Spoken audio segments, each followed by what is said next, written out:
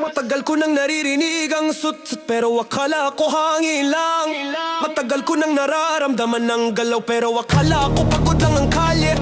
May pana pala yung mga ahas, kaya pala ang bawat takbang may tunog ng pagtataksil.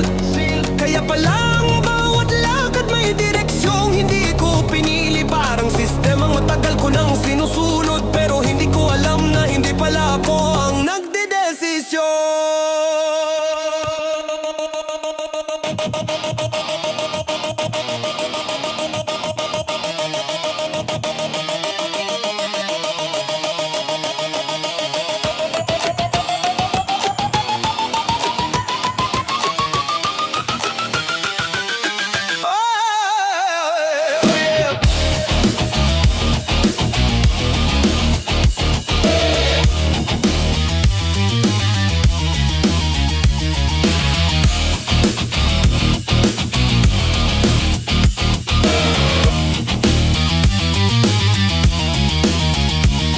Gumagapang pala sa ilalim ng bawat bawat sige, bawat bahala na. Kaya pala ang daan laging papunta sa bitak, laging papunta sa bangin. Kaya pala ang pagod hindi nawawala, parang pangakong matamis sa simula pero may lason sa dulo. Proyektong maganda sa papel pero gumagapang ang tunay na intensyon sa ilalim ng sahig. Ngayon ko lang napansin na ang balat ko ay hindi balat ng tao, kundi balat ng nilalang na pinilit maging masunurin. Maging masunurin.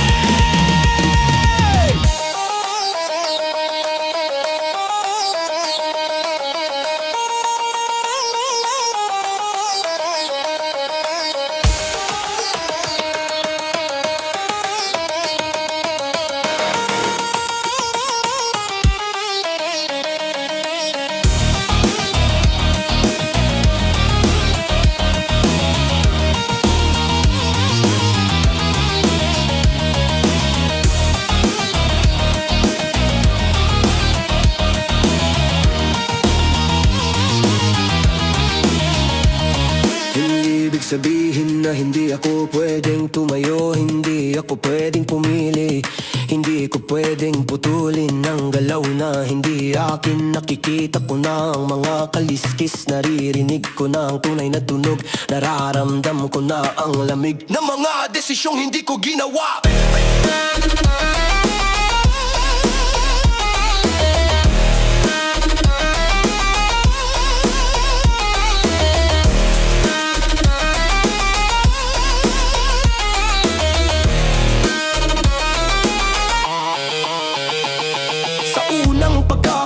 Hindi ako tatakbo, haharapin ko sila, hahawakan ko ang ligig ng takot, hihiwalayin ko ang sarili sa mga galaw na hindi ko pinili. Pero hindi ako ahas, hindi ako lason, hindi ako takot, hindi ako tahimik na biktima ng sariling katawan. Nagyawan ako na ang pipili kung saan ako tutungo.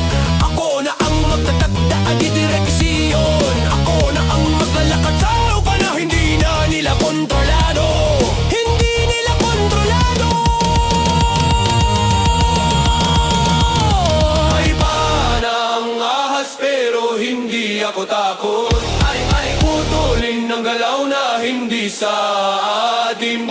Ay, magalalakdit sa lupang kami ang may kontrol. Truth, Mars, Revolution!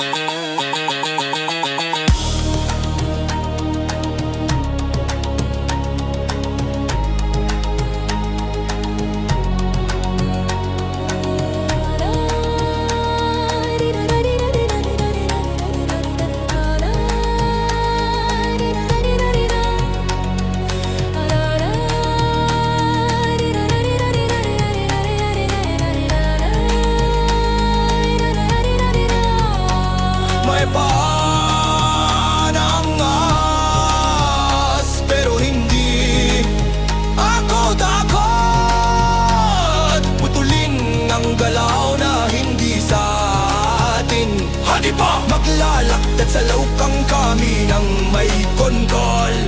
Fruit Nice Revolution!